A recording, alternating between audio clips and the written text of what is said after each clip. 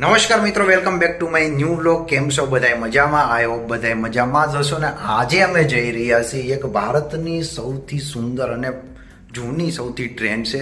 બિલીમોરાથી જે વધી જાય છે, નેરો ગેજ ટાઈપની ટ્રેન છે. ખૂબ જ સુંદર મજાની ટ્રેન છે. પ્રાચીન કાળની જે ટ્રેન છે, આજથી 100 વર્ષ પહેલાંની ટ્રેન છે ને 2 થી 3 જ ડબ્બાવાળી ટ્રેન છે. તેની મુસાફરી કરવા માટે જવાના છીએ. તે બિલીમોરાથી ટ્રેન ઉપડે છે. ટ્રેનની અંદર શું શું ફેસિલિટી છે તે બધું જ તમે જો જાણવા માંગતા હોય તો વ્લોગમાં એન્ડ સુધી જોડા રહેજો.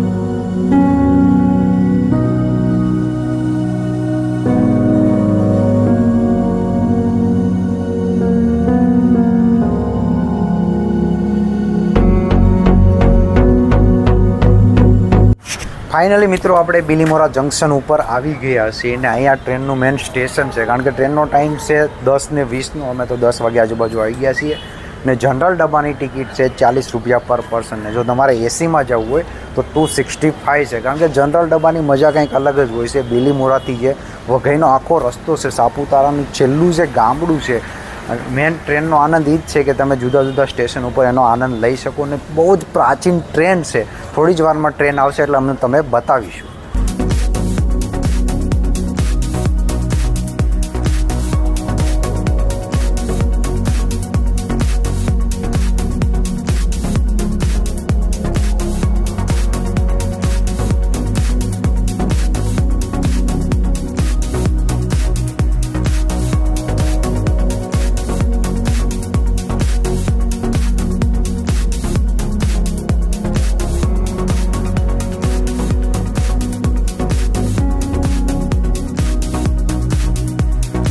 ફાઇનલી મિત્રો, આપણી ટ્રેન આવી ગઈ છે. હવે આપણે અંદર જઈને બતાવીશું કે કઈ ટાઈપનું છે.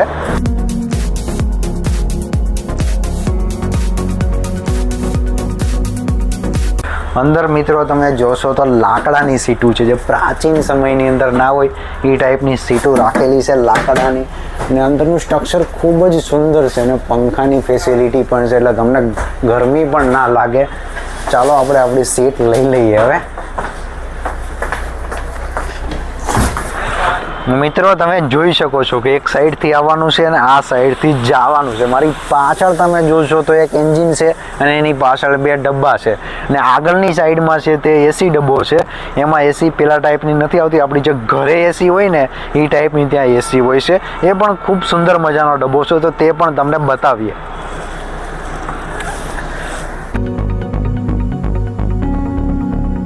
અને આ જે ડબ્બો છે એસી ડબ્બો છે. અંદર તમે જોશો તો આ કેટલું છે.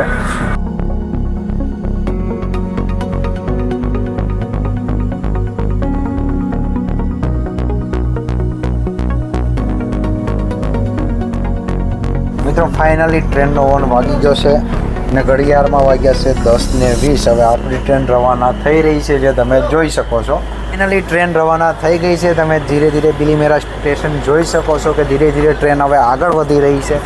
હવે જોઈએ આપણે નેક્સ્ટ સ્ટેશન કયું આવે છે અને કયા ટાઈપનું સ્ટેશન છે. તો તમે વિડીયોમાં એન્ડ સુધી બન્યા રહેજો, તો જ તમને ખબર પડશે કે આ જર્ની કેટલી મસ્ત છે, કેટલી સુંદર છે. ધીરે ધીરે આપણી ટ્રેન હવે રવાના થઈ ગઈ છે. મિત્રો, તમે જોઈ શકો છો કે જ્યાં પણ ફાટક આવે તો આ ટ્રેનની ખાસ ખાસિયત એ છે કે ટ્રેનના જે એમ્પ્લોય હોય છે નીચે ઉતરીને ફાટક બંધ કરવા જાય છે, જે તમે સામેની સાઈડ જોઈ શકો છો. અને પછી ટ્રેન આગળ ચાલે છે અને પાછી ટ્રેન ફરીવાર ઊભી રહી છે. એના જ એમ્પ્લોય પાછા ટ્રેનમાં બેસી જાય છે. કારણ કે પોતાની રિસ્પોન્સિબિલિટી પોતે જ લે છે. ટ્રેનના ફાટક જાતે પોતે બંધ કરે છે. ભારતની આવી આ પહેલી ટ્રેન હશે કે ટ્રેનમાંથી ઉતરીને ટ્રેનના માણસો ફાટક જાતે બંધ કરે. ફાઇનલી મિત્રો, આપણું પહેલું સ્ટોપ આવી ગયું છે ગણદેવી. તમે પ્લેટફોર્મ જોઈ શકો છો કે ગામડા ટાઈપનું પ્લેટફોર્મ ના હોય એ ટાઈપનું પ્લેટફોર્મ છે.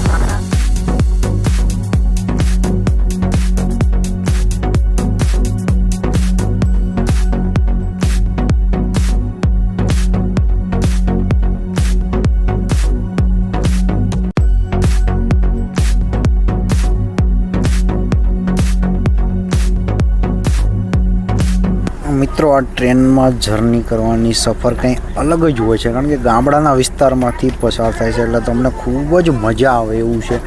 અત્યારે ટ્રેનનું સ્ટોપ આવી ગયું છે, પણ તમે જોઈ શકો છો કે અહીં પણ બસ સ્ટેન્ડ કે એવું કશું નથી.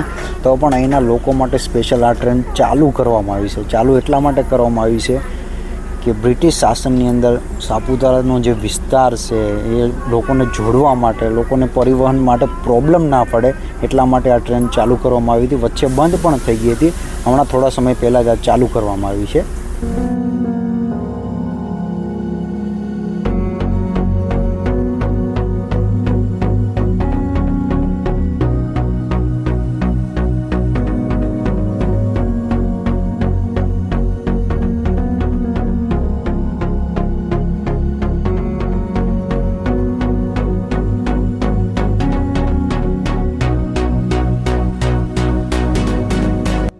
ફાઇનલી મિત્રો આપણે આવી ગયા છીએ વઘાઈ બોટોનિકલ ગાર્ડન, જેની ટિકિટ છે પર પર્સન 20 રૂપિયા. ખૂબ જ સુંદર મજાનું ગાર્ડન છે. તો ચાલો આપણે ગાર્ડનની તરફ આગળ વધીએ.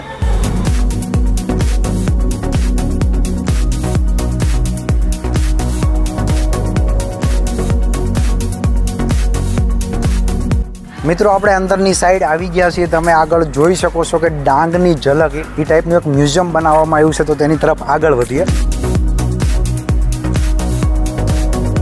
ને અહીંયા તમે જોઈ શકો છો કે પ્રાચીન સમયની અંદર માણસો કેવી રીતે પોતાનું ગુજરાન ચલાવતા.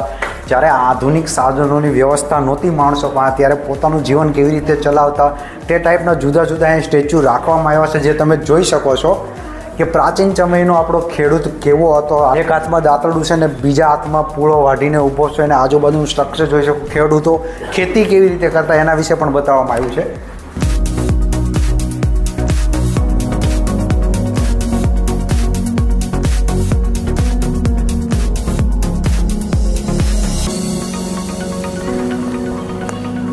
ને મિત્રો તમે ડાબી સાઈડ જોઈ શકો છો કે એડવેન્ચર એક્ટિવિટી છે. આ બાજુ ઘણા બધા બાળકો એડવેન્ચર એક્ટિવિટીઝ કરી રહ્યા છે, જે તમે નિહાળી શકો છો. અને જમણી સાઈડની અંદર એક ખાસ પ્લાન્ટેશન કરવામાં આવ્યું છે ગાર્ડનનું, તે આપણે આ જોઈએ.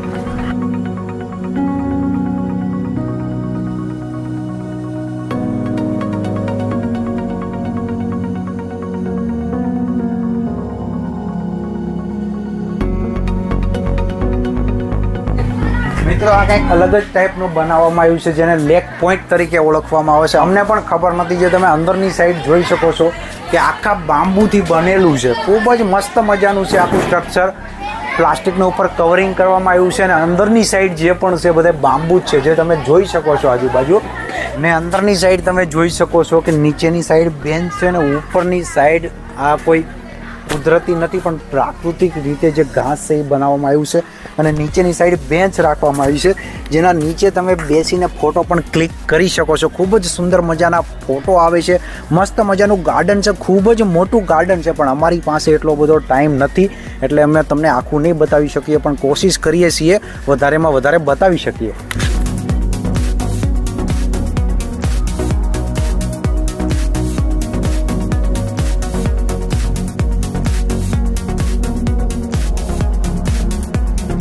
ને મિત્રો અહીંયા તમે જોઈ શકો છો કે મહર્ષિ ચરકની પ્રતિમા રાખેલી છે. એટલા માટે રાખેલી છે કારણ કે ચરક સંહિતા કે મહાન રચકાર જો થે वो महर्षि चरक थे.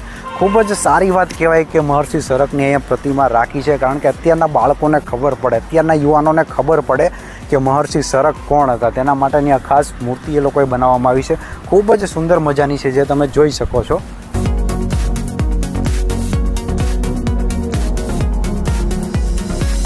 फाइनली मित्रों में बिलीमोरा पाछा आवी गया छे ने वाग्या छे 6. 3 कलाकनी मुसाफरी पछी बिलीमोरा पाछा आवी गया छे ने खूब ज यादगार मुसाफरी रही है. थोड़ीक बोरिंग जेवुं लाग्युं हतुं पण मजा आवी. जो तमने मारो विडियो गम्यो होय तो मारी चेनल लाइक करो, शेर करो और सब्सक्राइब करवानुं ना भूलता, कारण के आपणे आवा नवा विडियो लावता रहीशुं. Thank you for watching.